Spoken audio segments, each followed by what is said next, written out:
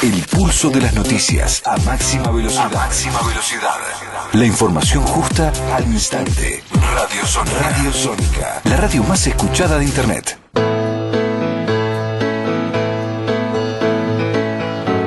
Cuando no recordamos lo que nos pasa, nos puede suceder la misma cosa. Son esas mismas cosas que nos marginan, nos matan la memoria, nos queman las ideas, nos quitan las palabras. Si la historia la escriben los que ganan, eso quiere decir que hay otra historia, la verdadera historia. Quien quiera oír que Muy buenas tardes a todos nuestros queridos oyentes. Esto es Luces y Sombras de nuestra historia. Hoy estamos con un invitado de lujo aquí en el piso, pero antes que nada quiero preguntar si ustedes saben dónde está Santiago Maldonado. Mi nombre es Daniel Mojica, estamos con Marilina Juárez. Buenas noches. Javier Garín. ¿Cómo está? ¿Y quién presenta al invitado? Bueno, no sé, es difícil de presentar porque va a generar muchas controversias. Algunos dicen que es un facho, otro que es un zurdo, no sé qué corno es. Bueno, pero digamos pero el nombre viene y acá a armar veremos. quilombo. Viene acá con teorías disolventes. Así que, no, en realidad vamos a tratar definiciones de la época de la dictadura. Vamos a tratar temas muy controversiales, en donde hay posiciones muy encontradas que tienen que ver con el 12 de octubre, el descubrimiento de América por parte de los europeos, digamos, la conquista, y hay posiciones muy encontradas. Pepe Muñoz Aspiri, que es un historiador, antropólogo y un defensor de digamos cierto sentido hispanista, si mal no sé si calificarlo así, pero por lo menos opuesto a las teorías más en boga en los últimos años. Y por otro lado va a estar... Estamos ya en comunicación con Adrián Corbella, que es profesor de historia recibido en la UBA, y está en línea. ¿Estás ahí, Adrián? Sí, estoy acá. Buenas tardes, casi noches a todos, a Javier, a Daniela, a Marilina y el invitado creo que se llama Pepe, ¿no? Sí. Así es, José Pepe Muñoz José Aspiri. Luis Pepe Muñoz Aspiri. Lo mío no es una posición hispanista, es una posición americanista. Yo lo que reivindico es la raza cósmica de José Vasconcelos, porque lo contrario se entiende sino como una reivindicación de un españolismo absolutamente etnocéntrico, que es el que plantea, por ejemplo, ciertos historiadores encuadrados con actualmente el Partido Popular, que le dicen los peperos. Tienen más actitudes que yo las diría de otra estilo forma. Primo de Rivera, digamos. No, eso es José Antonio, eso es falangismo que no tiene nada que ver, porque lo más similar que puede tener el Partido Popular en este momento es el gobierno de Macri. Es una suerte de liberalismo manontropo, muy europeísta, muy etnocéntrico. Primo de Rivera no, Primo de Rivera, y sobre todo más que Primo de Rivera, Ramiro Ledesma Ramos. Pero son expresiones de una cultura particular, de una historia particular que es específicamente la ibérica, la española. Lo nuestro es completamente diferente. América Hispana ha dado aportes absolutamente originales, como puede ser el modernismo que lo llevaba Leopoldo Lugones y fundamentalmente el creador que es Rubén Darío. Es la primera vez que un estilo literario va de acá a Europa y no de Europa que viene acá. También como el realismo mágico, ¿no? Bueno, en literatura ha sido muy prolífica América Latina, ¿no? Y en el arte, el muralismo, por ejemplo, de un originario, como les dicen ahora, yo prefiero llamarlo un natural, un indio. Vamos a usar la denominación indio, que parece que prohibida porque se considera discriminatoria, pero que tiene que ver justamente con los habitantes de las Indias, Claro. de lo que se conocía como las Indias. O indígena. De cualquier manera tenemos que decir que Luces y Sombras de nuestra historia arranca, ¿no es cierto?, diciendo que la historia no empezó en 1492, Claro, nuestra historia, claro, sino que ya teníamos exactamente. una historia previamente. Adrián, cuando vos sientas, metés un bocadillo, porque si no acá no te vamos a dejar hablar. Está bien. No, me interesa la lingüística, porque siempre voy con eso, con el tema de la denominación. Indios sí es un error histórico, porque Colón piensa que está en las Indias, se llama indios a los habitantes. Yo siempre cuando comento esto, a veces en clase, digo que si uno ve los nombres de algunos países europeos que nosotros le damos, también son errores históricos. Hay un montón de países que tienen el nombre mal. Pero digamos, no está mal dejar de usar el término indio. Ahora, indígenas o aborígenes significa que son nativos de este lugar, por lo tanto no estaría mal usar estos términos. Es lo mismo que pueblos originarios, que para mí me parece una palabra demasiado larga. Sí, no la uso estoy de por acuerdo eso. con eso. Pueblos originarios es un eufemismo. Es como cuando a las personas con discapacidad se dice personas con capacidades diferentes. Es una forma eufemística de referirse. En realidad, la Constitución argentina habla de los pueblos indígenas. Preexistentes. Pueblos indígenas argentinos habla. Por eso Pueblos indígenas. Yo prefiero la denominación indígena. O decirlo los indio. antiguos, los naturales de la tierra, como Sí. se decía antiguamente. Aborigen viene ab origen. Que no desde tienen el- origen. desde el origen. Ah, desde el origen. No, desde el Ah, origen. Que no bien. tienen origen, eso lo hizo algún burro indigenista. Es Ah, ab bien, origen. bien. Porque en la sentencia dice ab initio, estamos con un abogado, y no significa sin inicio, Sí. yo me mando esta. Ahí está. Son Vale como- la aclaración No, porque uno a veces origen repite desde el- cosas. Y la palabra indio no está mal, porque por más que es resistida, incluso repudiada por grupos indigenistas, no está mal por lo siguiente, porque es la palabra que se utilizó por la creencia, por la denominación que tenía América, que eran las Indias occidentales. Claro, estaban las Indias Claro, orientales. Claro, las pero Indias ¿quién la orient- definió, digamos? Claro, los europeos, por supuesto, pero el indígena también es lo mismo, digamos. Está. Ahí coincido en lo lingüístico, sí, aborigen significa lo que dice Muñoz Taspiri, que es absolutamente correcto, pero yo lo que decía es que en realidad cuando uno analiza nombres de países que nosotros usamos, hay un montón de errores de este tipo. O sea, llamamos Claro. Finlandia, por ejemplo, a Suomi. Suomi es el nombre que le dan los finlandeses, Finlandia es el nombre sueco. Llamamos Claro. Alemania a una cosa llamada Deutschland, Sí, Ujú. donde el nombre Alemania es un error provocado por los franceses o galos, que la tribu alemanille estaba en la frontera. Que era la tribu de los alamanes. Claro, es como si nos llamaran los brasileños a todos los argentinos misioneros, porque es lo primero que tienen. Claro. Es más o menos esta la confusión. A Hungría se llama Magyar Ország. El nombre de Hungría viene de la época que estuvieron los hunos. O sea, en realidad hay un montón de nombres de países que están mal. Estaría bien cambiarlos y llamar, no sé, Alemania Teutonia o Teutonia o algo así, y empezar a cambiar todos los nombres. Pero en realidad cambiamos todos. No, y empezando por los norteamericanos, que cuando nos roban el gentilicio, de ahí a americanos, sí. afanarnos la billetera hay un paso, ¿no? We the American people. Nosotros somos América, los americanos. Y a mí me pasa acá con compatriotas nuestros, me dicen los americanos, y yo adrede, para joder, ¿no? En noches de copa, digo, ¿de qué parte de América? Los americanos. ¿De qué parte de América? Pues yo no nací en la meseta de Anatolia. Bueno, los norteamericanos. Eso es otra historia, pero ahí también están los canadienses. Claro. Y también hay Claro. descendientes de franceses y esto y aquello. Le digo, ¿te das cuenta? Te empiezan a afanar el gentilicio y después te falta. Estoy de acuerdo con vos en el sentido de que hay que reformular los nombres de todos. Por ejemplo, vos me estabas diciendo, Daniel, aborigen, ¿no? Por ejemplo, indígena. ¿Qué es lo contrario a indígena? Alienígena. Alienígena o extranjero. Claro, nosotros lo vemos con los platos voladores, que son extranjeros. Bueno, el indígena es propio de acá. Tal cual. Pero yo no creo que... Me hace acordar una vez, le pregunté a un norteamericano, ¿me pueden decir qué es eso de Afro-American? Me dijo, es la forma políticamente correcta de seguir diciéndoles negros de mierda. Obviamente el tipo ya tenía 5 wikis encima, pero in vino veritas, dijo la verdad. Ahora, cuidado, y en esto creo que vos, estimado colega, vas a coincidir conmigo, cuidado con las denominaciones, cuidado con los nombres, porque detrás de todo eso hay una carga simbólica y hay una carga ideológica, verdaderamente. Bueno, y esto estuvo presente. En todo hay, obviamente. En sí. todo, claro. Esto estuvo presente siempre, digamos, durante todo el periodo de la emancipación fue muy discutida la cuestión de los indios. San Martín lo llamaba mis paisanos los indios en aquella célebre proclama. Del 28 de julio. Exactamente. Pero después, cuando llega al Perú, justamente por motivos políticos y simbólicos, él y Monteagudo, a San Martín lo acusaban de ser descendiente de indio y a Monteagudo de ser descendiente de negros. Lo primero que hicieron, una de sus primeras medidas, fue prohibir el uso de la palabra indio en el Perú, porque en el Perú se utilizaba en un sentido peyorativo. Claro. Se lo asociaba, le llamaban indio, era el equivalente de pobre, ignorante, bruto, vago. Esas eran todas las cosas por las que con las que se asociaba la denominación indio. Entonces directamente lo prohibieron. A partir de este momento dijo San Martín, que refrendado por su ministro, todos se llaman peruanos, sin distinción.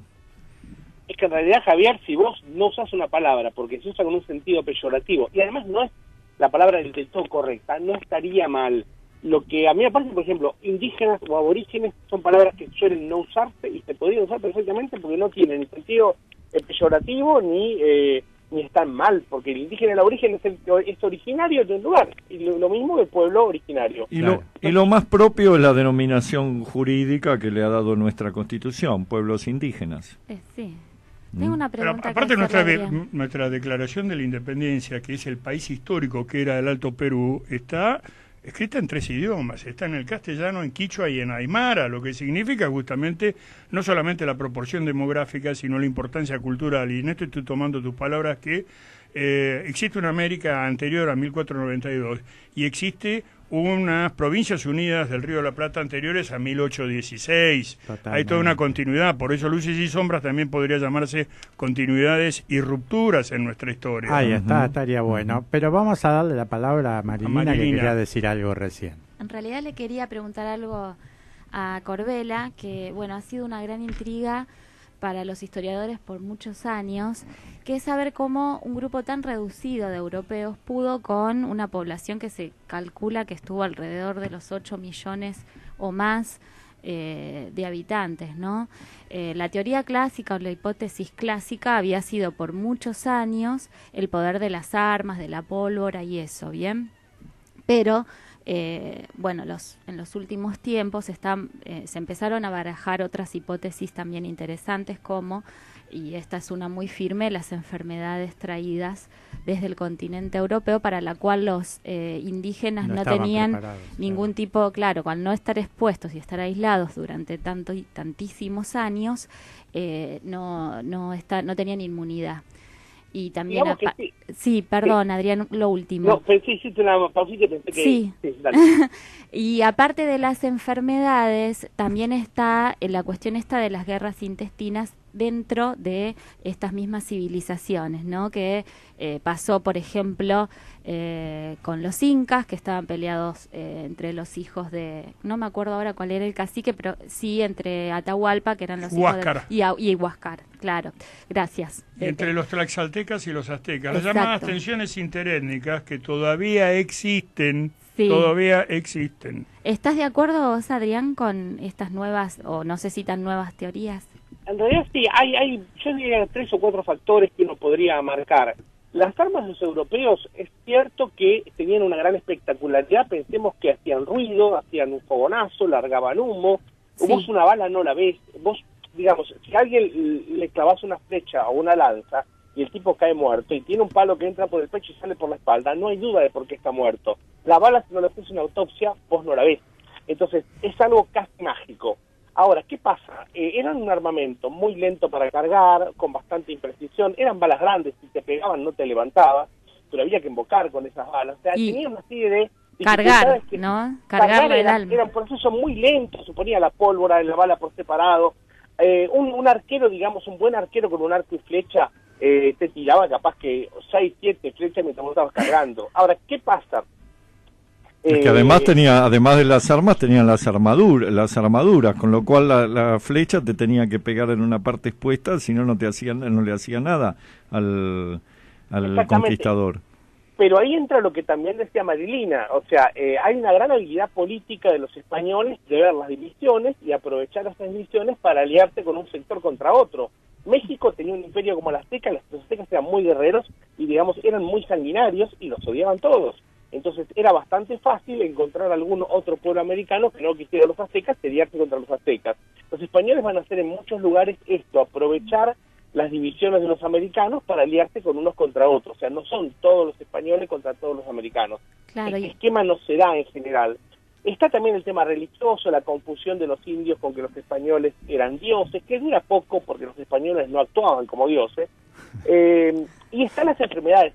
Yo creo que hay un combo de cosas que explican el por qué la conquista, pero también hay algunas zonas geográficas, selvas muy profundas, las grandes llanuras, las zonas muy frías, donde el europeo no logra entrar.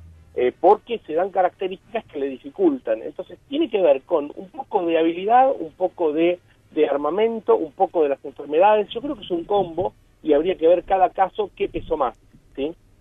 Y aparte, Adrián, perdón, Javier, según los antropólogos es mucho más fácil dominar, digamos, a los pueblos que están, las civilizaciones así bien sedentarias, bien organizadas, que a los nómades. ¿Estás de acuerdo? El tema con los nómades es que a veces, y esto pasaba también en Europa, no había que conquistar. Vos imaginate que avanzás por la llanura pampeana y no hay ciudades, y te metés 100, 200, 500 kilómetros, ¿qué tomaste?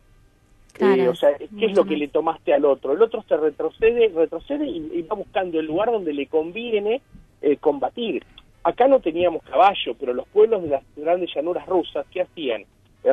Venían con los caballos, te disparaban flechas y se replegaban, retrocedían. Entonces nunca los tenías al enemigo delante para combatirlo. Y te iban matando de a 5, de a 10, de a 15, de a 20, y al final te mataban a todos. Entonces no los encontrabas para derrotarlos. Entonces, a veces el hábitat bien usado por el que lo conoce complica. Claro. Hay lugares, los que han invadido Afganistán saben lo difícil que es, por ejemplo. Por la geografía también, ¿no? Por la geografía, por la pobreza, por un montón de cuestiones. Entonces, a veces hay cuestiones de hábitat que a determinada tecnología la complican. Y en los españoles, estas grandes llanuras, como la pampeana o como eran las de América del Norte, no se pudieron meter. Les costó muchísimo. Lo mismo selvas como el Amazonas, las selvas impenetrables, que les complicaba. Pero aparte las grandes llanuras no ofertaban lo que necesitaba Europa, que era principalmente, bueno, al español que venía la demanda de alimentos, que eso estaba dado por los estados agroalfareros, y tampoco en La Pampa no existían metales hasta relativamente poco en términos históricos. Se sabe de escrituras que habían de una persona que le dejaba a la hija 10.000 cabezas de ganado y una tijera de hierro. Por la tijera de hierro venía del Alto Perú. Es lo que Sarmiento había llamado a nuestra cultura pampeana la civilización del cuero. No había metales, hasta los propios arados se hacían con una mandíbula y con lonjas de cuero. Aparte, las organizaciones estatales como la incaica, que eran sumamente verticales, se descabezaba la cúpula, muy hábil, como vos decís, justamente la política española, inclusive de casarse con las ñustas, con los nobles, darles marqués de Oruro, darles títulos nobiliarios. Inclusive, yo hace poco estuve en España y vi el nombre del que era el alcalde de Madrid, que hace el levantamiento, justamente la independencia. Era larguísimo, pero después decía Moctezuma, era descendiente de un noble mexicano. Entonces con eso crearon mallas de alianzas y descabezada la cúpula la ocuparon ellos, ¿no? Ahí hay que reconocer una enorme habilidad. Bueno, eran discípulos justamente, los Borgia eran españoles, claro. Españoles. Sí, Y ese es el príncipe justamente Maquiavelo, perdón. Yo quería agregar, coincidiendo con lo que están manifestando, pero respecto del armamento, realmente tuvo una incidencia tremenda. Esto no lo podemos desconocer. Basta leer las crónicas de la conquista del Río de la Plata de Ulrico Schmid, en donde, por más que algunos digan que exagera, y yo creo que no exagera, porque las cosas que se consideraban delirantes, resulta que en Europa creían que era delirio, que había serpientes que medían 9 metros de largo, y hoy todos sabemos que es algo que las hay, y que se comían a los chicos. Y sabemos que eso lo hacen las lampalaguas o las anacondas, como las llaman en Brasil. Lo cierto es que ahí relata cada enfrentamiento que tuvieron los españoles, que eran pocos, decenas de hombres, y en las cuales por ahí morían 3 o 4 españoles y morían cerca de 800, 900 o más de 1000 indios. Y esto no tiene otra explicación que la capacidad del armamento, además de la presencia de los barcos, de los caballos, de las armaduras. Entonces eso sí tuvo, y aparte las técnicas de guerra que conocían los españoles, que eran venían de siglos de lucha contra los moros. Y un arma mucho más letal, que es olvidada, que son los mastines de guerra. Es decir, los perros que traían los españoles, que inclusive tenían hasta una suerte de coraza, eran terribles.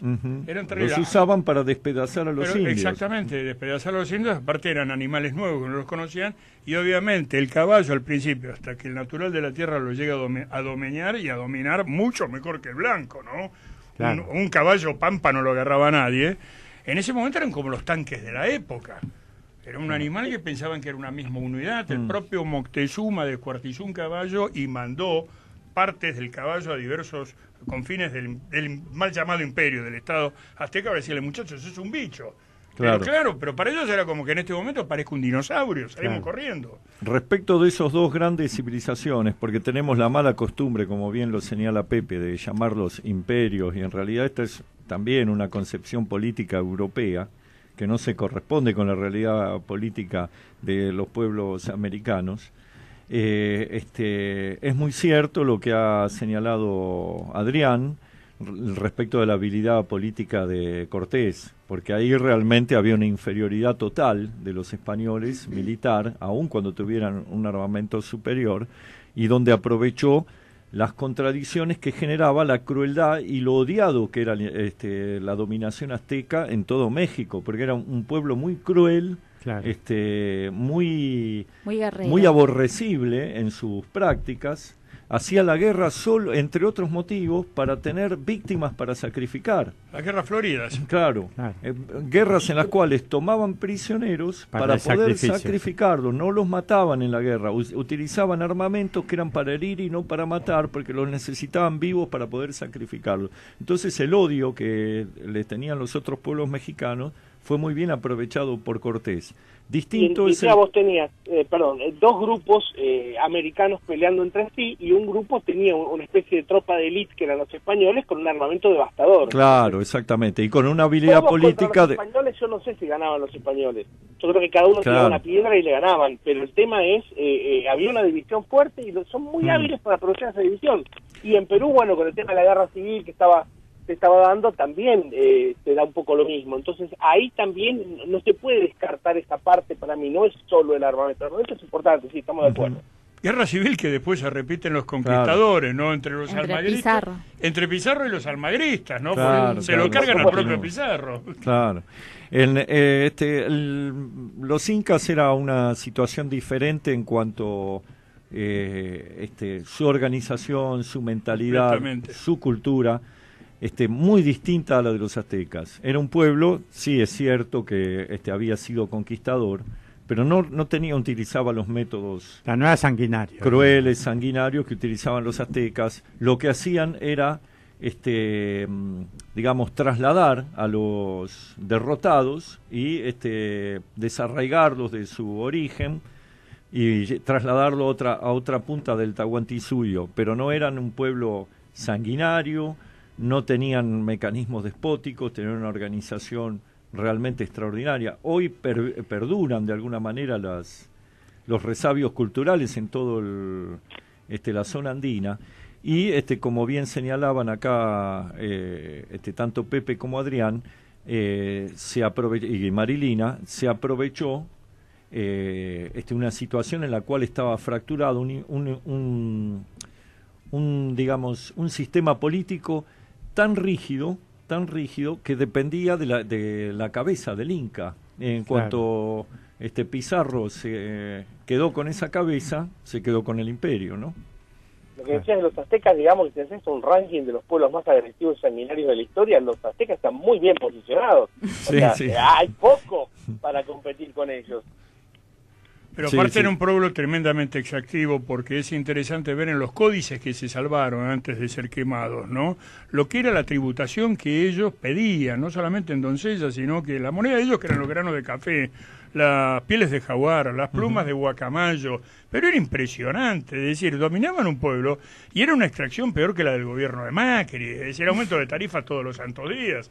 En cambio, podía tirar de la soga, pero no tanto, y lo sabía muy bien, el Inca, que era el soberano, en el sentido, hay un libro excelente que es La Organización Económica del Estado Incaico, de John Murrah, que era un norteamericano descendiente de rumanos, que está perfecto, donde habla justamente algo que se refería Javier recién, los mitimaes y los yanaconas, los servicios obligatorios que habían, pero como tenían una planificación que les impedía tener hambrunas a través de lo que eran los tambos o los excedentes, como los manejaban, y actualmente la organización municipal, por llamarlo en términos europeos, pero que allá se llamaba AYU, sigue existiendo. El AYU sigue existiendo en las serranías. En Perú y en Bolivia sigue existiendo. Sigue existiendo. Digamos. Y no nos olvidemos que nosotros tenemos una enorme cantidad de palabras incorporadas a nuestro idioma. El quichua era, como dice Atahualpa Yupanqui, como dijo alguna vez, era el latín de América, era la lengua universal que se hablaba en América. Era la lengua franca. Nosotros hablamos de tambo,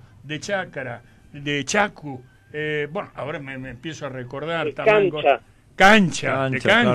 Pampa, pero montones de que vienen de ellos, y de Centroamérica, específicamente el Caribe, viene canoa, y una palabra, porque no había de qué forma describirlo, porque no existen en Europa, huracán, dios de las tormentas, pero ese fenómeno climático es solamente de allá. Pero el quichua es tal cual lo que vos decís, y acá teníamos el quichua santiagueño que lo interpretaba don Sixto Palavicino. Claro. ¿Por qué había quichua en Santiago del Estero? Justamente por los españoles, porque fueron los españoles los que trasladaron pueblos del Perú para poblar el área de Santiago del Estero. Y así es como se instala el quechua. No era una lengua originaria de Santiago ni de ninguna de las provincias donde actualmente se sigue hablando el quechua. También como metodología de castigo, porque la zona litoraleña nuestra bonaerense, ahora Quilmes, bastante conocida por el consumo cotidiano que hacemos de la Quilmes, era un pueblo de Tucumán. De los valles calchaquíes. Exactamente, y tuvieron las famosas guerras de Aguitas, las guerras calchaquíes, que fue tan fieramente como ellos defendieron su autonomía, que no tuvieron más remedio que era o exterminarlos o directamente trasladarlos. Trasladarlos fue terrible, porque mucha gente murió en el camino. Sí, fue un genocidio de ese pueblo entero. Pero no, genocidio no, porque quedaron. Y habrán quedado 3. Quedaron bastante, pero los trasladaron. Pero ese es el criterio que tomaron, justamente la metodología que habían tomado de los incas. Copiando cosas de los incas, como hicieron con muchas cosas que les venían bien a los españoles, ¿no? Cuando había algún procedimiento, alguna ley, alguna costumbre que les venía bien, bueno, se lo copiaba. Eso justo te quería preguntar, Adrián, porque también es real que los españoles toman ciertas instituciones, tanto de la estructura social y política azteca como también de los incas, y esto se ve mucho en el sistema de trabajo, la mita, el yanaconazgo, ¿no es cierto?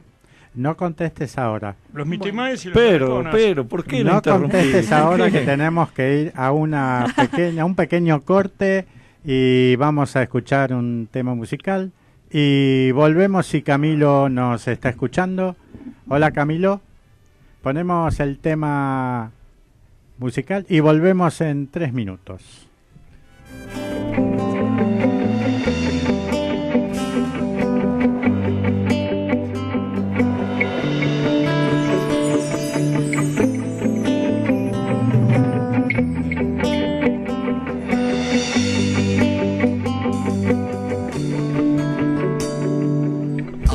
¿Qué van a inventar? ¿Con qué me van a salir? Se llevaron el tanino, remataron el país. América, despertate, te arrancaron de raíz. Hiroshima o Nagasaki quedó devastada así. Triple Alianza Paraguay, matan para desunir, porque pintaba ilustrado el terruño guaraní. Les voy a contar qué sucede aquí, mi arte de aguantar inventos así. Ellos te proponen quién va a dirigir, se ríen del anciano y del mitaí. Retobate si libre querés vivir, defende tu gente que es tu raíz. Son luces doradas, un cuento infantil, a pasear que vengan de dueños ni ahí.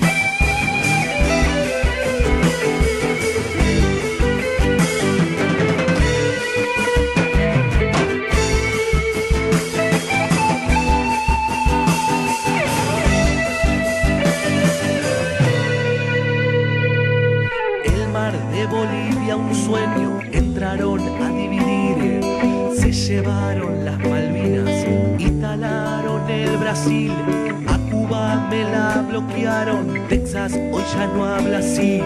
Los campos se los llevaron y el agua, ay, ay, ay de mí. Venezuela está en la mira, como estuvo Panamá. Si así dejaron mi tierra, no quiero pensar allá. Les voy a contar qué sucede aquí, mi arte de aguantar inventos así. Ellos te proponen quién va a dirigir, se ríen del anciano y del mitaí. Retobate si libre querés vivir, defiende tu gente que es tu raíz. Son luces doradas, un cuento infantil, a pasear que vengan de dueños, ni ahí.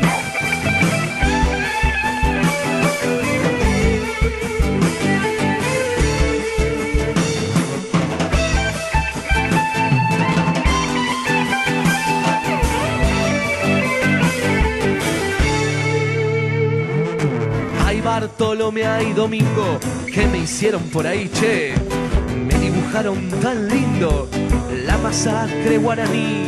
A Colón me lo pintaban como el gran descubridor. Y al indio lo masacraban en nombre del Redentor. Ambute y Upela y Oicoa. Bueno, estábamos escuchando a medio rejunte de Dueños Ni Ahí, y había quedado una pregunta picando para Adrián Corbella. ¿Te acordás de la pregunta o te la repetimos, Adrián? Sí, está bien. Ahí vamos. El tema es, a ver, los españoles se encuentran con un territorio enorme para gobernar. Pensemos lo que eran las comunicaciones en esta época. Las leyes españolas tal cual estaban no servían del todo, se hicieron leyes a veces especiales para América, se tomaron muchas costumbres jurídicas americanas que les resultaban útiles. José Muñoz Aspiro recién mencionaba la mixta o el chanaconazgo, dos formas de trabajo que los españoles las deforman y las toman, y muchas veces también se tomaron costumbres que fueron surgiendo entre los propios conquistadores acá y se transformaban en prácticas que se legalizaban. Entonces hay una necesidad de hacer un continente mixto, donde lo que quedó de las culturas americanas y la cultura conquistadora se empiezan a fusionar. Y se le agrega además la cultura que traen los africanos, que quizás en lo jurídico no influye demasiado, pero en lo cultural sí hay un montón de cosas también, en la música, en el lenguaje, en cuestiones, bueno, en el físico, ¿sí? Que se van a incorporar, con lo cual América se va transformando en un continente, digamos, absolutamente mestizo. Siempre digo lo mismo y me genera bastante polémica porque se me enojan de los dos lados. Yo acuerdo con los que dicen que la conquista fue una catástrofe para los americanos, que hay un genocidio, al menos cultural, de un montón de culturas que desaparecen, pero somos herederos del genocidio. O sea, yo el otro día ponía la imagen de es como si alguien descubriera que su padre no era el marido de su madre, sino que fue un violador. Entonces vos no vas a amar al violador, pero vos heredás ADN de ese señor. Entonces, quizás, o seguramente, la conquista fue para los americanos una catástrofe. Los americanos no desaparecen, se transforman, se hispanizan en parte, y en parte no, y lo que tenemos hoy es una cultura mixta que suma lo español, lo americano y lo africano, que está presente, yo diría que en todo el continente americano en distinta proporción, y somos eso, somos una cultura mixta y mestiza, y se ven las palabras, como decía José recién, y en un montón de cuestiones que se mezclaron y se incorporaron en la religión del norte, donde se mezclan cuestiones de religiones indígenas con en la religión católica. O sea, es un proceso inevitable de mestizaje que fue producto de esta catastrófica conquista. Inclusive hay un estilo cerámico, sobre todo en Santiago del Estero, en la colección famosa de los hermanos Werner, que es la de Chaco santiagueño, se llama, el periodo se lo llaman periodo hispano-indígena, que es donde lo que vos estás diciendo se va haciendo este sincretismo, esta cruza de dos elementos antitéticos en un principio, pero que va surgiendo algo. Sí, está bien, como producto de una violación puede ser, vamos a creer que también existió un poco de amor en otros lados. Lo estoy diciendo no metafóricamente, lo estoy diciendo lo interesante que fue la creación musical con instrumentos europeos que hicieron autores indígenas en las misiones, no solamente nuestras acá, de toda la zona del litoral, sino las misiones que hubo en México, que no fueron jesuíticas. En México, en Bolivia... No, pero las misiones de Vasco de Quiroga, de los franciscanos, y yo tuve oportunidad de escuchar conciertos barrocos absolutamente compuestos por indios, no con instrumentos americanos. Y eso es una creación netamente americana. Después tenemos hasta algo que parece surrealista, que es hermoso en el Cusco, Los Ángeles Arcabuceros. Pintados por indios y son ángeles con un arcabuz.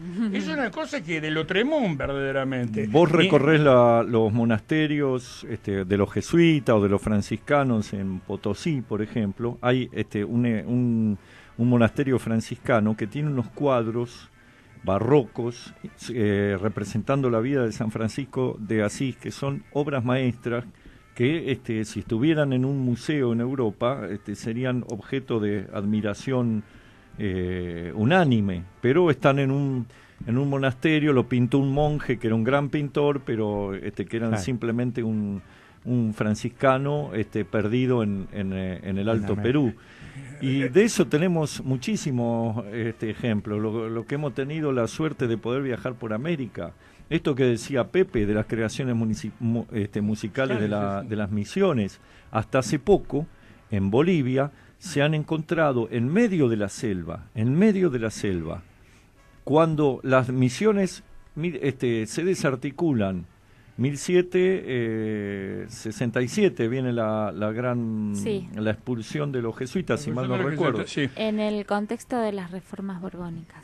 Claro, desarticulan todas las misiones. Sí. Van a desarticular las misiones del Beni y de Chiquitos y Moxos en lo que hoy es Bolivia. Y los indios, para no ser esclavizados, porque cuando echaban a los jesuitas venía la esclavitud de los españoles, claro, y de los portugueses. De los banderantes. Sí, de los banderantes en la zona de influencia brasilera, pero si no eran los encomenderos. Los encomenderos españoles, que eran terribles. Sí. Entonces, la protección que tenía el indígena era el jesuita. Se fueron, retiraron a la selva, y hasta el día de hoy, hasta no hace pocos años, han encontrado en chozas, en medio de la selva, partituras con piezas magistrales barrocas que los indios han conservado como si fueran reliquias sagradas. Impresionante. Aparte de la iconografía, a mí me impresionó bastante, también estando en el norte. Yo viví un año también en México, estuve estudiando en la Escuela Nacional de Antropología e Historia de México, como la representación simbólica, ¿no? Tanto Cristo como los santos tienen todos rasgos indígenas, mientras que los romanos tienen todos rasgos españoles, y tienen unos cascos que no son netamente latinos, sino que son como los yelmos españoles. O sea, está muy bien ejemplificado justamente la relación de dominación de dominante y dominado. Ahora, lo interesante, lo que vos decís, lo que venía después, ¿no? Venía la esclavitud, todo esto, ya no era tanto el español, era algo peor, era el mestizo jodido.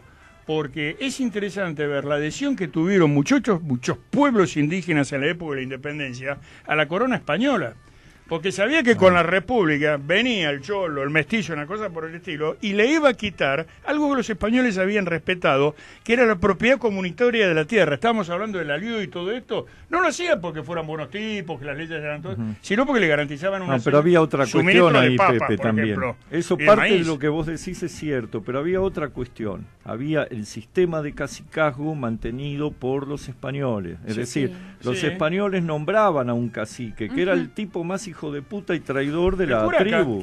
El curaca, que se dedicaba, era el que le aseguraba los indios que tenían que mandar a las minas. Los punteros. ¡El puntero! ¡El puntero! Claro, era el tipo más turro de la tribu. Bueno, esos obviamente que eran aliados de los españoles. Y que cuando se produce la revolución son los primeros los que tratan de destruir. Era el Momo Venegas de la época.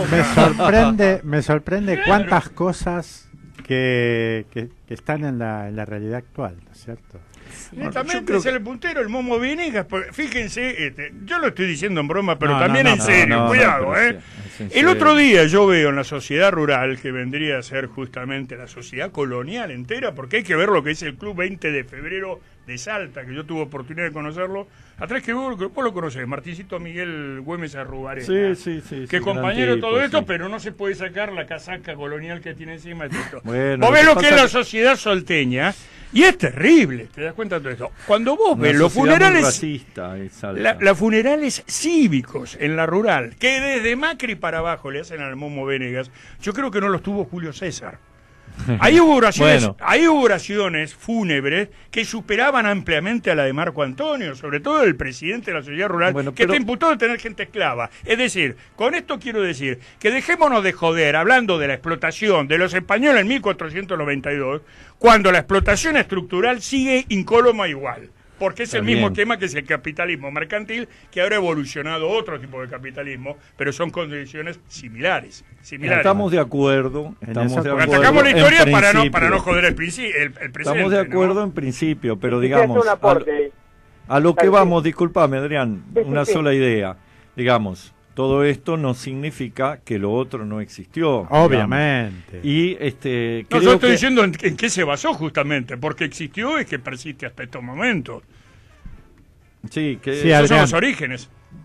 No, es interesante el paralelismo que están haciendo con lo actual por el siguiente lado. Yo siempre estoy de acuerdo con que los grupos aborígenes que han logrado mantener algo de su cultura les podamos dar las condiciones como para que lo puedan mantener, que tengan algo de tierra, que puedan vivir, digamos, a su manera, y no que se los pase a privatizar todo. Ahora, hoy los indios somos todos.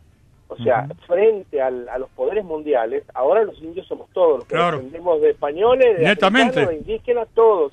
Entonces la conquista también nos sirve para ver las metidas de pata que nos pudimos haber mandado en este momento, en esta otra conquista, que quizás no fuimos nosotros. Yo particularmente creo que tengo todo mi ADN europeo, pero no es el caso. En lo cultural somos mestizos igual, ¿sí? Vivimos en una sociedad que es profundamente mestiza, y en realidad, si se viene una nueva conquista, los indios somos todos. No van a ver el ADN de nadie. Entonces creo que esto es muy interesante, darle un lugar a los pueblos que mantienen esta cultura ancestral y que lo han hecho con mucha dificultad a lo largo de estos siglos, pero a la vez ser conscientes de que esto nos tiene que servir para que no nos vuelva a pasar. Creo que esto es lo fundamental. Aparte la historia y perdóname un segundito nada más, que no es... coincido netamente con vos cuando vos estás hablando del mestizaje cultural, que ese es el verdadero mestizaje, porque la historia no está determinado por cuestiones biológicas ni genéticas. Estamos locos si es así. Sí, porque si vamos al caso, en la misma Europa es un continente mestizo, los húngaros tienen los magiares, tienen mongoles, por eso es un idioma no indoeuropeo, no se sabe de dónde vienen los vascos, no se sabe el idioma finés. Es decir, afortunadamente el mundo es mestizo, porque esta interrelación que lamentablemente en este caso es brutal, como también se dio en España, en Europa con las invasiones bárbaras o romanas, significa un enriquecimiento. Lo lamentable es que está abonado con sangre, a eso me refería, perdóname Daniel. No, Javier iba a decir algo. No, simplemente... Es interesante lo que marcaban de las misiones, o sea, la conquista española tuvo la particularidad, a diferencia de la inglesa, que los ingleses querían la tierra y mataban a los indios o los echaban, la conquista española hace un desastre, pero lo que sobrevive de los indios, como los necesitan incorporar como trabajadores, explotarlos, les dan algún tipo de espacio a veces y surgen cosas como las misiones jesuíticas que tuvieron aspectos interesantes, ¿sí? A diferencia de otras realidades que vivieron otros grupos americanos. Entonces hay una cuestión muy diversa que también explica la supervivencia en algunos lugares con más fuerza de las culturas aborígenes americanos, como pasa en la zona andina, como pasa, yo creo que la fuerza que hoy tiene el guaraní como idioma no puede, desvincularse de las misiones jesuíticas de esa zona. Creo que sin esas misiones, no sé si habría guaraní en Paraguay, en Corrientes, en Misiones. Creo que una cosa y la otra van de la mano, por ejemplo. Sí, yo lo que, para tratar de hacer una síntesis de todo esto que venimos hablando, que daría para muchas horas, me parece, ¿no? Para varios programas. Sí. Tal vez no estén de acuerdo con lo que voy a decir o lo estén parcialmente. Creo que a estas alturas, no se puede negar la brutalidad que tuvo la conquista española en América y que en muchos casos representó un genocidio porque hubo culturas enteras que desaparecieron. A ver si la cortamos un poco, viejo, porque parece siempre lo único, ¿viste? Todas tuvieron brutalidad, si no, es 5 siglos, si no, le vivimos llorando. Miremos lo bueno y lo que podemos proyectar para adelante. Deje de terminar la idea, compañero. No, voy a romper todo. No dejas terminar la idea. Los micrófonos no. Pepe rompe. Bueno, te trajimos para hacer polémica, pero dejá meter un poco de baza. Bueno, breve. Muestra que sos tolerante, dale. Esto no se puede negar, por un lado, ¿no? Porque si no estaríamos en una visión idílica que muchas veces nos han vendido o nos han querido vender de un encuentro de dos culturas, y la verdad que fue un encuentro signado por la brutalidad y el sometimiento. Ahora, esta no fue el único aspecto de la conquista, porque en paralelo a esto hubo una realidad que tal vez pasa por lo espiritual, porque no hay otra manera de explicarla, que es la presencia de la religión católica, que fue utilizada como un arma de dominación y que avaló muchas veces el genocidio, porque había curas que estaban, que eran cómplices de eso, pero también había una conciencia moral cristiana que impidió o que se levantó frente a eso. Por eso aparecieron muchos jesuitas, o muchos, o como Fray Bartolomé de las Casas, hubo muchos representantes de esa misma cultura hispana que venía con tanta violencia, que se levantaron en contra de esto, y los propios reyes de España dictaron leyes para proteger a los indios, que nunca fueron cumplidas, que provocaron el alzamiento de Gonzalo Pizarro, por ejemplo, la rebelión de los encomenderos, que no quisieron aceptar estas leyes que protegían a los indios, pero hubo una política del Estado español o de la corona española motivada por esa conciencia cristiana, que trató de alguna manera de frenar o de corregir las barbaridades que se hacían en el terreno. Entonces, estas dos cosas existieron. Y, digamos, quiero con esto terminar un ejemplo. Uno andando por América ve un montón de cosas. Ves ese sincretismo, qué sé yo, en la iglesia de Copacabana, por ejemplo, a orilla del lago de Titicaca.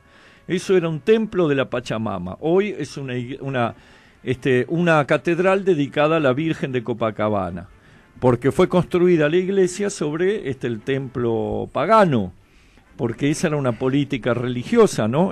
Pero al mismo tiempo que aplastaba a las deidades en el subsuelo seguían vivas, y la Virgen de Copacabana es en parte también la Pachamama hasta el día de hoy. Y había una anécdota que quiero contar solo de la conquista. El cacique Calilegua, en Jujuy, cuyo nombre lleva el Parque Nacional Calilegua. Este cacique se enfrentó duramente con los conquistadores y fue derrotado. Y en el momento de su derrota, llamó a sus seguidores y les dijo: ustedes se van a someter y yo me voy a suicidar. Él se suicidó para salvar la dignidad de la tribu. Y a los otros, a sus súbditos, digamos, les dijo que se rindan y se sometieran para sobrevivir. Tarde o temprano, acá es cuestión de sobrevivir, tarde o temprano podremos alcanzar la libertad. Y esta ha sido una estrategia que han seguido muchos grupos indígenas en América, para tratar de conservar, que sobreviva la raza. De que sobreviva la raza, exactamente, o las costumbres. Sí, exactamente. Todo lo que pudieron de su cultura, pero tomando algunas cosas que fue inevitable tomar. Por eso es el mestizaje, justamente. Sí, y aparte hubo un escrúpulo, aunque no sea jurídico, si vos querés, un poco hipócrita todo esto, pero hubo un ordenamiento de leyes, inclusive la propia Isabel la Católica lo llamaba mis súbditos de Indias, mientras que otras, por ejemplo, no voy a hablar tanto de la inglesa que se agarran con esto, vamos a agarrar otra peor. 3 siglos no dejaron una escuela en Indonesia los holandeses.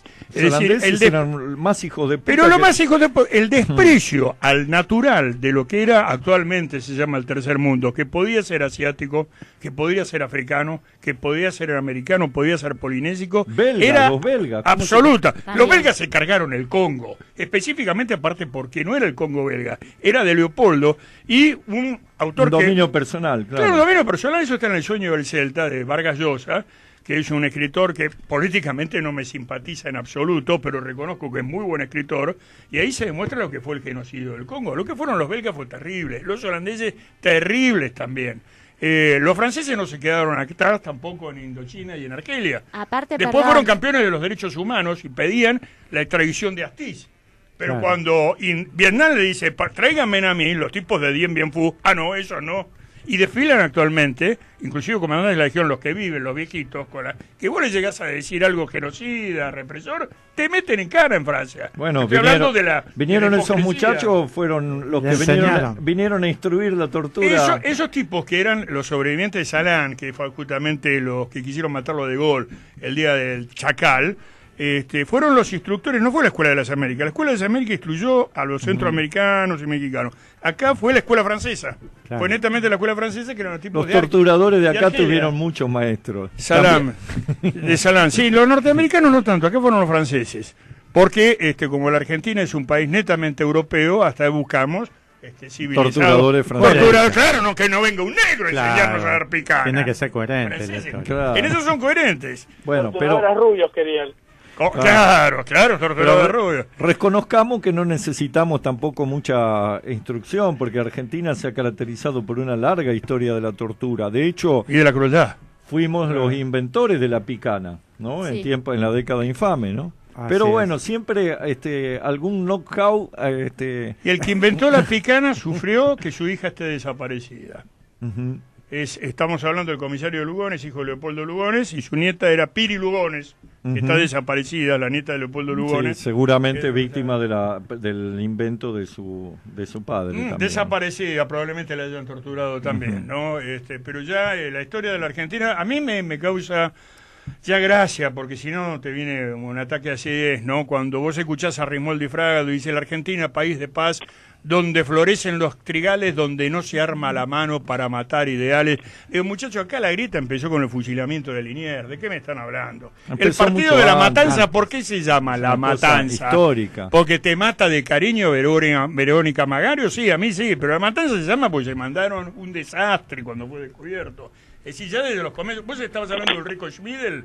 Es tremendo. Claro, ahí cuenta la matanza, justamente. Claro, la matanza, que él era el Lancelote. Hay fíjense por qué cometen esas tremendas matanzas los españoles.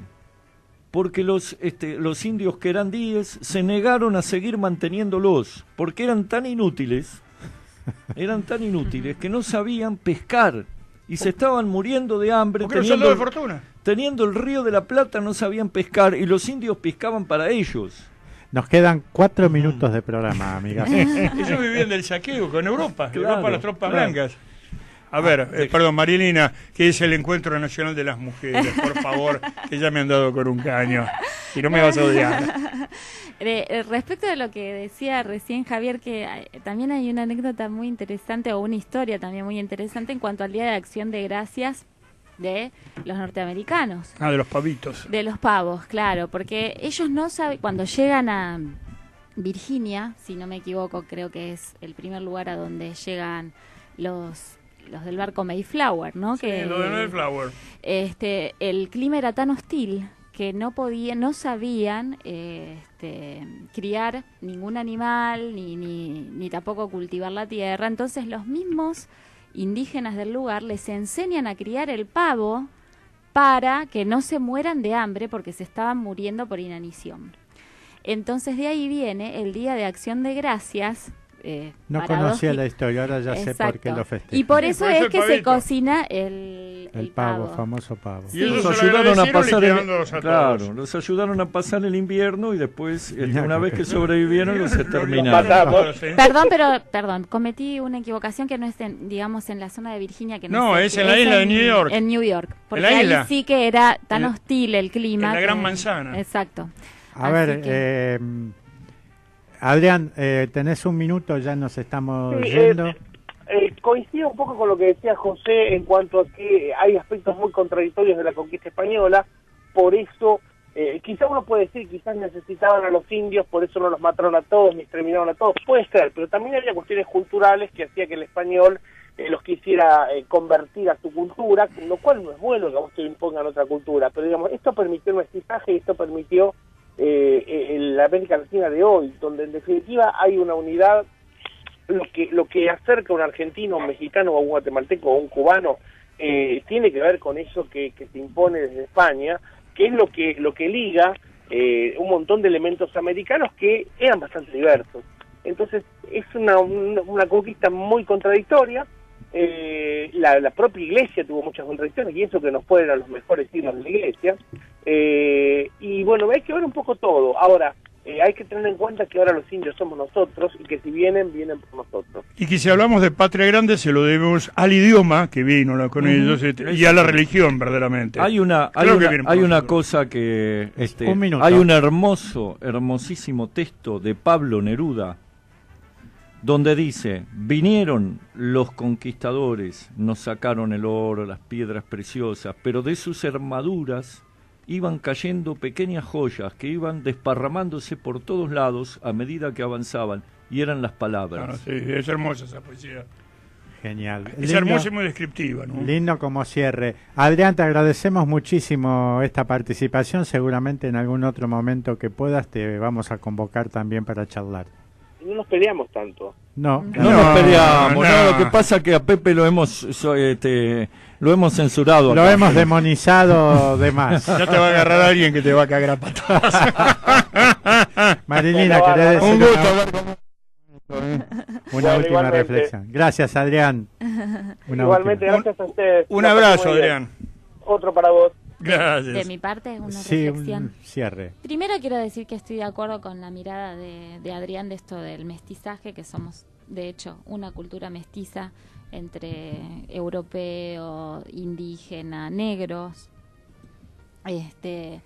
Y bueno, luego también nuevamente la oleada inmigratoria de finales del siglo XIX, ¿no?